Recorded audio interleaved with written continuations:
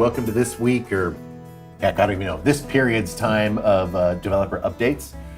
Today, the big news is the soundtrack for The Scout went live. Not sure when this will go live, but it went live on iTunes and Spotify and a bunch of other streaming channels on the 10th. And any minute now, it'll be live on Steam.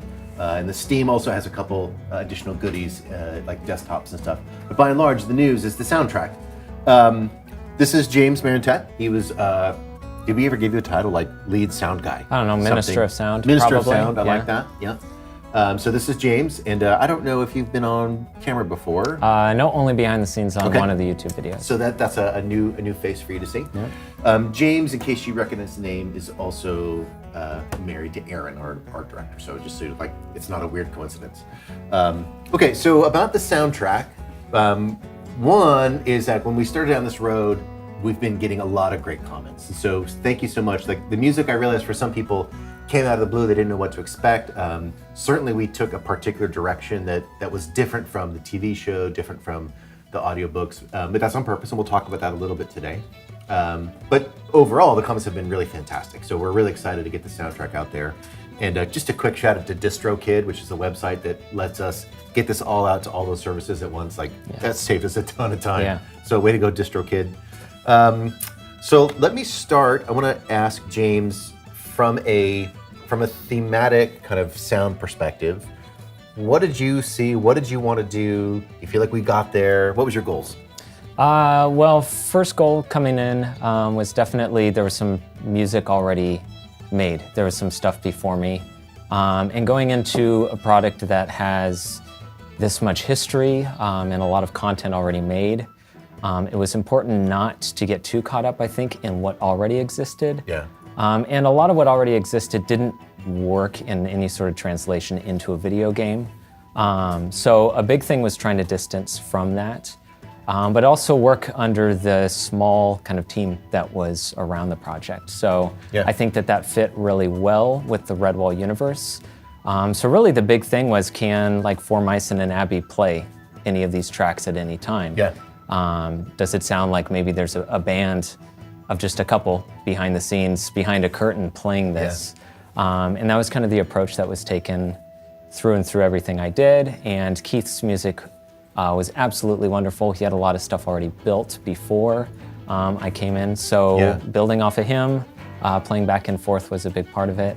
And I'm fairly happy with where we ended up with at the end. So James, just kind of quick biography. Your training is, like, where do you come from? So training is in studio work, specifically recording and engineering, kind of behind the scene of soundtracks or music albums. I did some work in that and was really just making coffee for a bunch of artists at midnight. And the 16-hour days weren't fun. They weren't paid very well, so I did not want to keep doing that. And before that, kind of growing up, my training was in violin. I played with an orchestra and ended up doing fiddle throughout high school, which ended up being a huge help on this project. Yeah.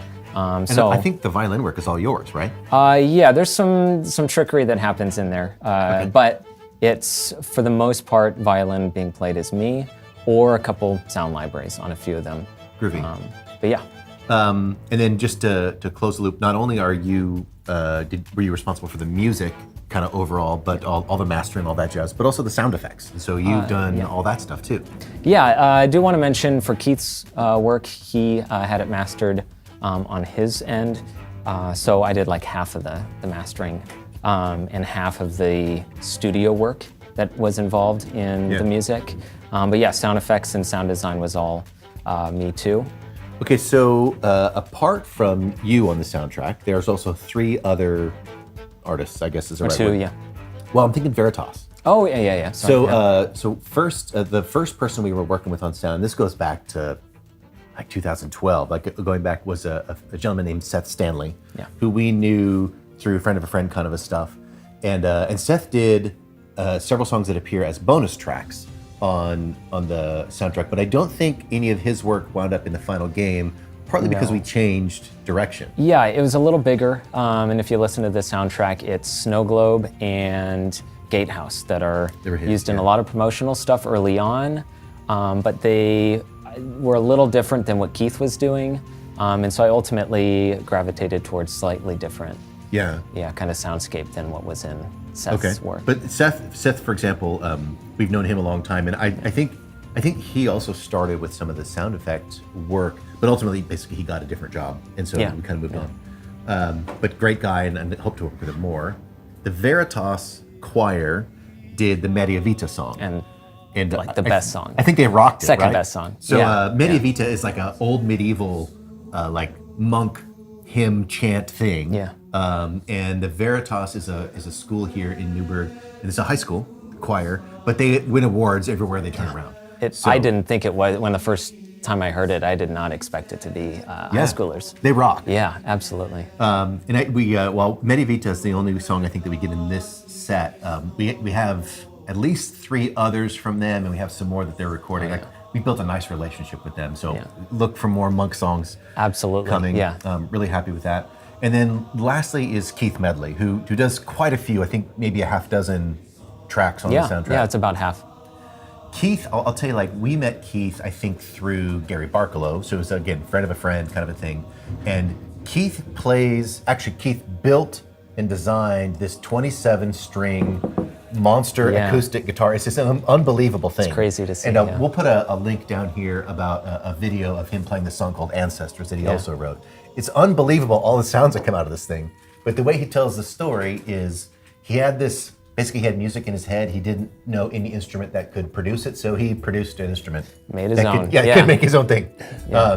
And I think Keith's really unique. Like the sound of that one instrument is different than really anything else out there, and it adds that degree of otherness, I think, to the track. So I would love to see. By the way, Keith's record Ride is out there, also a great album. Yeah. So that mixture of what you brought to the table from fiddle, and what Keith brought with whatever he names that monster thing, and then plus, like, we wound up with a really neat sound that, to my knowledge, doesn't sound like anything else. It sounds part like a Ren Fair, partly like a folk song, but it's different. Yeah, hopefully people find it in a happy medium between kind of almost going too cheesy with like a Renaissance sound, but not going over the top with orchestral stuff. So yeah, hopefully people find it that same kind of unique feel that we feel it hits. Let's do one quick moment also on, well, I guess is the word the title track, the My Home, My Whole? That really is like the feature right song. Yeah. So this is a song that was fun because it was a collaboration of a lot of different people. I wrote the lyrics. You wrote the theme. I tried to kind of put a theme underneath it, but Keith ultimately was able to twist that into something that actually worked out. So arrangement, is that the right word for what he did? Yeah. Okay, so Keith did the arrangement, and then Bill Russell, who is the voice of several people, Jethro and of Robin, like he does several voices. He does the vocals, and so I think that guy can do any possible voice. Pretty much, yeah. So we're like, hey, we needed someone who could sing with kind of this, British Isles tune to it, and he's like, I can do it. And so this guy who naturally talks with a Tennessee accent busts out with, I don't know, Irish or something. It sounds really cool. Yeah. Does a great job, and I think we came up with something that was really moody and fit the ending of Act 1 really well. So that's kind of the title track. I'm feeling pretty excited about that, and it means, I think it led us to where we want to do that with every act. Every act wants to have its sort of signature song, and it should follow the mood. For Act 2, we've already got kind of the song picked out, but I won't blow the surprise. And we have a good idea, I think, for Act 3. Yeah. But those will be fun as unique individual pieces. For the sake of time, we want to keep this to roughly 10 minutes. Yeah. Is there any kind of big pictures that you'd like to speak to or that didn't get out? No, I think there are ideas and some of the larger stuff that we narratively didn't get to flesh out idea-wise, so I'm really excited for Act 2. I'm excited for more music. Being able to tap into Veritas is something that really excites me. Yeah. So more of them, I think, is always a good thing.